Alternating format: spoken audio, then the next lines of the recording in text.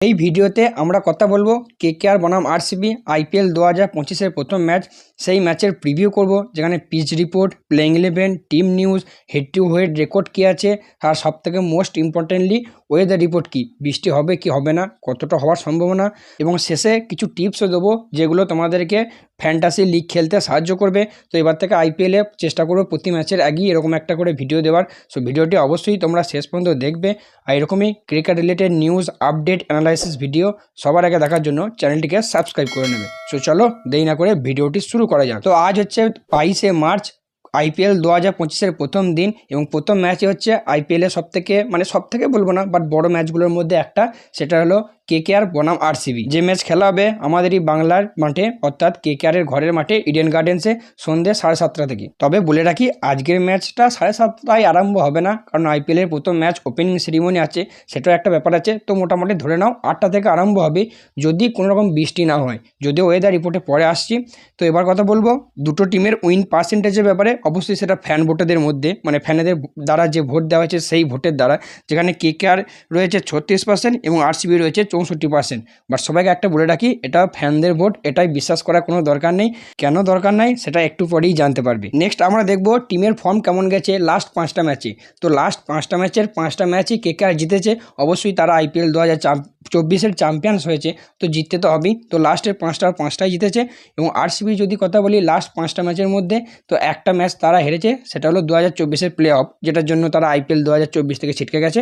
But তার আগে কিন্তু তারা 4টে ম্যাচ খেলেছিল, 4টে ম্যাচই জিতেছিল এবং খুব ভালো কামব্যাক করেছিল আইপিএল 2024-এ। এবার যদি হেড টু হেডের কথা বলি, লাস্ট 10টা ম্যাচ নিয়ে, লাস্ট 10টা ম্যাচের মধ্যে কেকেআর 6টা ম্যাচ জিতেছে এবং আরসিবি মাত্র 4টে ম্যাচ জিতেছে। এবং তার থেকেও বড় কথা, আর কেকেআর যে লাস্ট 6টা ম্যাচ জিতেছে, তার মধ্যে পরপর কিন্তু গত 4টে ম্যাচ কিন্তু তারা পরপর জিতেছে। বর্তমানে যদি কেকেআর আর আরসিবি টিমের কথা বলি, সেক্ষেত্রে কেকেআরের পাল্লা কিন্তু অনেকটাই ভারী। ওই জন্যই একটু আগে বলছিলাম যে ওই পার্সেন্টেজ দেখে লাভ নেই। এবার যদি কেকেআর আর আরসিবির মধ্যে লাস্ট 10টা ম্যাচের মধ্যে দুটো টিমের কম্পারিজন করি, ওভারঅল সব জায়গায় মিলিয়ে, সেক্ষেত্রে 10টা ম্যাচের মধ্যে কেকেআরের উইন পার্সেন্টেজ 80% এবং আরসিবির উইন পার্সেন্টেজ 60%। এবং এভারেজ স্কোর হচ্ছে কেকেআর আর আরসিবি যখনই খেলেছে, তাদের এভারেজ স্কোর কেকেআরের তরফ থেকে 186, অন্যদিকে যদি আরসিবির তরফ থেকে বলি সেক্ষেত্রে কিন্তু 206। তো এক্ষেত্রে আরসিবি একটু পাল্লাটা ভারী। এবং যদি হাইয়েস্ট স্কোরের দিক থেকে বলে আসি, দুজনাই একই ম্যাচে হাইয়েস্ট স্কোর করেছিল, অর্থাৎ দুজনাই মোটামুটি একই রকম রয়েছে। যেখানে কেকেআর একটা ম্যাচে 261 করেছিল এবং আরসিবি সেই ম্যাচেই 262 রান করে তাদের সেই রানটা চেজও করেছিল। তো এই ক্ষেত্রে আমি বলবো দুজনই বরাবর। এবং যদি লোয়েস্ট স্কোর দিক থেকে বলি, কেকেআরের লোয়েস্ট স্কোর হচ্ছে 114 আরসিবির সামনে, এবং আরসিবির লোয়েস্ট স্কোর হচ্ছে 152। এক্ষেত্রে আরসিবির পাল্লা কিন্তু একটু ভারী। এবার এটা তো গেল ওভারঅল কম্পারিজন। এবার যদি কেকেআরের ঘরের মাঠে, অর্থাৎ ইডেনে লাস্ট 10টা কেকেআর আর আরসিবির ম্যাচের কথা দেখি, সেক্ষেত্রে কেকেআরের পাল্লা একটু ভারী। লাস্ট 10টা ম্যাচের মধ্যে উইন পার্সেন্টেজ কেকেআরের 60%, আরসিবির 40%। এবং এভারেজ স্কোর যদি বলি, সেক্ষেত্রেও কেকেআর এগিয়ে, কেকেআরের 189, অন্যদিকে আরসিবির 166। এবং হাইয়েস্ট স্কোর যদি বলি, কেকেআর একটা ম্যাচে 261 করেছিল, অন্যদিকে আরসিবি কেকেআরের মাঠে 221 রানই মাত্র করতে পেরেছিল। এবং লোয়েস্ট স্কোরের যদি দেখি, সেক্ষেত্রে কেকেআরের মাঠে কেকেআরের লোয়েস্ট স্কোর 149 এবং কেকেআরের মাঠে আরসিবির লোয়েস্ট স্কোর 49। সেটা নিশ্চয়ই সবারই মনে আছে সেই ম্যাচের কথা, তাই সেই ব্যাপারে আলাদা করে কিছু বললাম না যে সেই ম্যাচে আরসিবির অবস্থা কী হয়েছিল। আর এবার কথা বলবো আজকের এই ভিডিওর মোস্ট ইম্পর্টেন্ট টপিক নিয়ে, সেটা হলো ওয়েদার রিপোর্ট। প্রথমেই বলে রাখি, যারা আমাদের কলকাতার আশেপাশে আছো বা আমাদের বেঙ্গলের মধ্যে আছো, তারাই জানো যে কি হচ্ছে এখন আমাদের বেঙ্গলে। হ্যাঁ, তো সোজা কথা, আজকের ম্যাচে বৃষ্টি হবেই, বৃষ্টিতে আজকের ম্যাচের এফেক্ট ফেলবে। এমনকি শুনতে খারাপ লাগলেও এটাই বলতে বাধ্য হচ্ছি যে হয়তো আজকের ম্যাচ, প্রথম ম্যাচটাই হয়তো ভেস্তে যেতেও পারে, বা হয়তো 5-10 ওভার করে খেলা হলেও হতে পারে। যদি ওয়েদার বিশাল কিছু চেঞ্জ হয়, তবে আজকের ম্যাচ কিন্তু হওয়ার সম্ভাবনা রয়েছে। বাকি যদি টেম্পারেচারের কথা বলি, আজকে 20 থেকে 21 ডিগ্রি মতো টেম্পারেচার দেখাচ্ছে, থাকবে। আর বৃষ্টির সম্ভাবনা তো 90%। আমি তো বলবো 90% নয়, আজকে বৃষ্টির সম্ভাবনা 99%। এমনকি কলকাতায় আজকে অরেঞ্জ অ্যালার্ট জারি করা হয়েছে, যার যা বৃষ্টি হয়েছে তার থেকে আগের তুলনায় আজকে অনেক বেশি বৃষ্টি হবে। এবং তারই সঙ্গে ঝড় বা হাওয়া যেটাকে বলো, সেটাও পরিমাণটাও যথেষ্ট থাকবে। এমনকি বজ্রপাত হওয়ার সম্ভাবনা কিন্তু চরম রয়েছে। তবে শুধু আজকে বলে নয়, গত দুদিন ধরেই আমাদের বেঙ্গলের বা কলকাতার যাই বলো, ওয়েদার আবহাওয়া খুবই খারাপ। কালকেও কেকেআর ভালো প্র্যাকটিস করতে পারেনি, আমরা কিছু ছবি দেখছিলাম, যেখানে গোটা মাঠ ত্রিপল দিয়ে ঢাকা আছে। পরশুও হয়েছিল বৃষ্টিপাত। তো মোটামুটি বৃষ্টির সম্ভাবনা প্রচুর রয়েছে। তো যাই হোক, আশা রাখবো বা উপরওয়ালার কাছে প্রার্থনা করব তোমরা পারো যেন আজকের ম্যাচটা ঠিকঠাকভাবে হয়, যেন কোনো না কোনো রকমভাবে আজকের মেঘটা কেটে যায় এবং অন্ততপক্ষে যেন আজকের ম্যাচটা ঠিকঠাকভাবে হয়। কারণ আইপিএলের প্রথম ম্যাচ বুঝতেই পারছো, তারপর আবার আমাদের কেকেআরের ম্যাচ, তো এক্সাইটমেন্ট তো একটা থাকছেই। তাছাড়া ওপেনিং সেরিমনি আছে, যেটা দেখার জন্য সবাই কিন্তু অপেক্ষা করে থাকে। তো আশা রাখবো বা প্রার্থনা করব যেন তাড়াতাড়ি সব ওয়েদার ক্লিয়ার হয়ে যায়। তো এরপর কথা বলবো ব্যাটিং ফার্স্ট ভালো না ব্যাটিং সেকেন্ড ভালো। সেক্ষেত্রে বলে রাখি, লাস্ট যে 95টা ম্যাচ খেলা হয়েছে এই মাঠে, তার মধ্যে 40% যারা ব্যাটিং ফার্স্ট করেছে তারা জিতেছে এবং 58% যারা ব্যাটিং সেকেন্ড করেছে তারা জিতেছে। মানে যারা ব্যাটিং সেকেন্ড করে তাদের পাল্লাটা একটু ভারী আছে, মানে বুঝতেই পারছো ওই সময় একটা ডিউ ফ্যাক্টর থাকে। যদিও এবারে বলেছে যে ডিউ ফ্যাক্টর হলে অবশ্যই দুটো করে বল ইউজ করতে পারবে সেকেন্ড ইনিংসে। তো যদি এভারেজ ফার্স্ট ইনিংস করে কথা বলি, এভারেজ ফার্স্ট ইনিংস করে হলো 166 এবং এভারেজ সেকেন্ড ইনিংস করে হলো 153।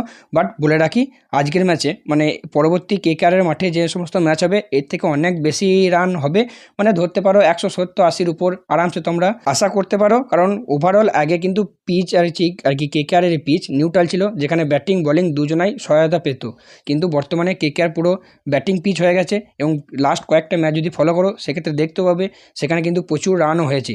এবং যদি ওভারঅল দেখো, এই মাঠ হচ্ছে এমন একটা মাঠ যেখানে এখানে 262 রানও হয়েছে, আবার সবথেকে লোয়েস্ট স্কোর 49 রানও কিন্তু হয়েছে, আবার হাইয়েস্ট চেজ 262 রান চেজও হয়েছে, আবার লোয়েস্ট ডিফেন্স 103 রান করে কিন্তু ম্যাচ মানে বোলিং করে ম্যাচও জিতে গেছে সেই সমস্ত টিম।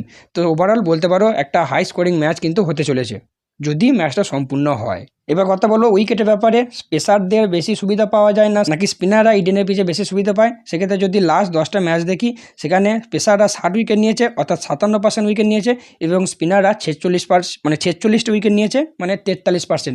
তো ওভারঅল দেখতে পারো মানে যদি কম্পারিজন করি এমন কিছু পার্থক্য নয়, পেসাররা স্পিনাররা দুজনাই কিন্তু বেশ ভালোই পারফর্ম করেছে বা দুজনেরাই কিন্তু উইকেট পায় অলমোস্ট বলতে পারো প্রায় সমান সমান। তো এবার কথা বলবো প্লেইং 11 কেমন হতে পারে দুটো টিমেরই। অবশ্যই ব্যাটিং ফার্স্ট হিসেবে বলবো, কারণ যেহেতু ইম্প্যাক্ট প্লেয়ারের ব্যাপারটা আছে, তো তোমরা ব্যাটিং যদি সেকেন্ড করে সেক্ষেত্রে একটু এদিক ওদিক চেঞ্জ করে নিও। তো প্রথমে কথা বলবো আরসিবির কথা। তো আরসিবির ওপেন করবে ফিল শট, বিরাট কোহলি এক প্রকার কনফার্ম ধরে নিতে পারো। 3 নম্বরে আই থিঙ্ক দেবদূত পাডিক্কেল আসবে বা আরেকজন প্লেয়ার আছে স্বস্তিকা চিকারা, তাকেও কিন্তু ইউজ করতে পারে। 4 নম্বরে ক্যাপ্টেন রজত পাতিদার আসবে। 5 নম্বরে জিতেশ শর্মা। 6 নম্বরে লিয়াম লিভিংস্টন, সাথে দুজন প্লেয়ারের মধ্যে একজন খেলবে Jacob Bethell or Romario shepherd, দুজনের মধ্যে একজন খেলবে। এবার যদি জ্যাকব বেথেল পুরোপুরি ফিট হয়ে যায় তাহলে সেক্ষেত্রে কিন্তু তার খেলার চান্সটাই বেশি। এবং তারপরে আসবে কুণাল পান্ডিয়া, স্বপ্নিল সিং, ভুবনেশ্বর কুমার এবং জস হেজেলউড। এবং যদি ইম্প্যাক্ট প্লেয়ারের কথা বলি সেক্ষেত্রে সবথেকে প্রথম নাম যেটা রয়েছে ইয়াস ডয়েলে রয়েছে। তাছাড়াও সোয়াস শর্মাকে ইউজ করতে পারে স্পিন ফ্রেন্ডলি পিচে। পাশাপাশি আরেকটা প্লেয়ার যাকে প্লেইং 11-এ স্বপ্নিল সিংয়ের পরিবর্তে খেলাতে পারে, আমার মনে হচ্ছে এর খেলার চান্সটাই বেশি, সেটা হলো রসিক দার সালাম। এই কিন্তু লাস্ট কয়েকটা সিজন মানে লাস্ট দুটো সিজন খুব ভালো পারফর্ম করেছে, গত বছর বোধহয় দিল্লির হয়ে খেলেছিল। তাছাড়া ব্যাটিংয়ে যদি গভীরতার প্রয়োজন পড়ে সেক্ষেত্রে টিম ডেভিডকেও কিন্তু ট্রাই করাতে পারে। অন্যদিকে কেকেআরের যদি প্লেইং 11-এর কথা বলি সেক্ষেত্রে কুইন্টন ডিকক এবং সুনীল নারিন এরা দুজন ওপেন করবে।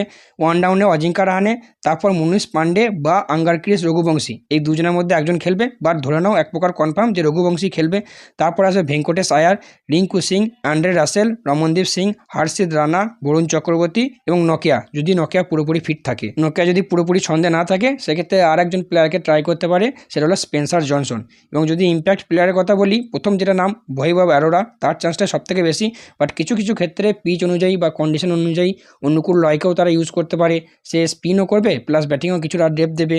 তাছাড়া আরেকটা প্লেয়ার যেখানে স্লো পিচ রয়েছে সেখানে চেতন সাকারিয়াকে ইউজ করতে পারে, এছাড়া ময়ঙ্ক মার্কান্ডে কেউ কিন্তু ইউজ করলেও করতে পারে। তো আমার মতে এই হবে দুটো টিমের প্লেইং 11, বাকি চেঞ্জ হলেও হতে পারে। তোমাদের কি মত কমেন্ট করে জানিও। আর যদি কিছু ফ্যান্টাসি টিপস করে কথা বলো, তো ফ্যান্টাসি টিপস আমি বলবো না, মানে কয়েকটা পয়েন্ট আমি বলবো যেটা তোমরা মাথায় রাখতে পারো। প্রথম কথা, বিরাট কোহলি কেকেআরের সামনে স্পেশালি ইডেন গার্ডেন্সে বিরাট কোহলির ফর্ম কিন্তু খুব ভালো, বিরাট কোহলির রেকর্ডও খুব ভালো। তো বিরাট কোহলিকে তোমরা ট্রাই করতে পারো, বাট বিরাট কোহলির দুটো খতরা আছে, মানে দুজনের কাছ থেকে বেঁচে থাকতে হবে, সেটা হলো সুনীল নারিন এবং বরুণ চক্রবর্তী, কারণ দুজনারই ফর্ম খুব ভালো যাচ্ছে। আর রিসেন্টলি খুব ভালো করেই জানো যে বিরাট কোহলি একটু স্পিনে কিন্তু স্ট্রাগল করছে, বা সেই দুজনের কাছ থেকে যদি বেঁচে যায় তাহলে কিন্তু বিরাট কোহলি একটা বড় স্কোর করতে চলেছে। দ্বিতীয়ত হচ্ছে রজত পাটিদার, যে কিন্তু স্পিন খুব ভালো খেলে, সেক্ষেত্রে বরুণ আর তোমার কি বলবো নাইনের সামনে দুজনের সামনে কিন্তু ভালো পারফর্ম করতে পারে এবং ক্যাপ্টেনও বটে, অতএব সে কিন্তু একটা গুরুত্বপূর্ণ ইনিংস খেলার চেষ্টা করবে। পাশাপাশি যদি এই কেকেআরের রাহানের কথা বলি, তারাও তাই, মানে রাহানেও তাই। রাহানে যদিও প্র্যাকটিস ম্যাচে খুব একটা ভালো করেনি, বাট আমার মন বলছে রাহানে যেহেতু ক্যাপ্টেন হয়েছে, মানে একটা ক্যাপ্টেন্সি নক বা ক্যাপ্টেন্সি ক্যামিও, সে কিন্তু মিডল অর্ডারে এসে খেলবে। পাশাপাশি কেকারের ঘরের মাঠে যখন খেলা, নারিন এবং রাসেল এরা দুজনা মাস্ট পিক, কারণ কেকারের ঘরের মাঠে দুজনাই ব্যাট করে, দুজনের রেকর্ডই খুব ভালো, সেটা ব্যাট বলো বা বোলিং বলো। এবং পাশাপাশি যারা ফাস্ট বোলিং করবে, মানে যে টিম ফার্স্ট ইনিংসে বল করবে তাদের ফাস্ট বোলারদেরকে ট্রাই করালেও করাতে পারো। যেমন যদি কেকেআর ফাস্ট বল করে, সেক্ষেত্রে কেকেআরের ফাস্ট বোলার হার্ষিত বা বৈভব অ্যারোরা, বা যদি নকিয়া খেলে নকিয়াকে ট্রাই করতে পারো। অন্যদিকে যদি আরসিবি ফাস্ট বল করে, সেক্ষেত্রে ভুবনেশ্বর কুমার এবং হ্যাজেলউড এদের দুজনকে কিন্তু ট্রাই করতে পারো। পাশাপাশি আরেকটা প্লেয়ার দিকে নজর রাখতে হবে, সেটা হলো ফিল শট, কারণ ফিল শট তার অতীত, মানে এক্স টিমের সাথে খেলবে, হ্যাঁ এক্স টিমের সামনে খেলবে, এবং সে আগের বছর কেকারের হয়ে খেলেছে এবং কেকারে খুব ভালো পারফর্মও করেছে। কেকারের সব কিছু সে জানে এবং অলমোস্ট কেকারের আগের প্লেয়ার কোটা অনেকেই রয়েছে, তো সেক্ষেত্রে তার কিন্তু কেকারের সামনে পারফর্ম করার একটা বড় সুযোগ রয়েছে বা চান্স রয়েছে, যা বলো। বাকি এই ছিল আজকের ভিডিও, তোমরা তোমাদের মতো টিম বানিয়ে নিও। তো এরকমই ভিডিও আশা করব, মানে চেষ্টা করব প্রত্যেকটা ম্যাচের আগে দেওয়ার, এবং প্রত্যেকটা ম্যাচের পর সেটা রিভিউ করব। সো আজকের ভিডিওটা এতটাই, ভালো লাগলে লাইক করে দিও, চ্যানেল নতুন হয়ে থাকলে সাবস্ক্রাইব করে পাশে থাকা বেল আইকনটি দাবিয়ে রাখো, আর কোনো প্রশ্ন থাকলে কমেন্ট বক্সে করতে পারো। সো চলো দেখা হচ্ছে পরবর্তী ভিডিওতে।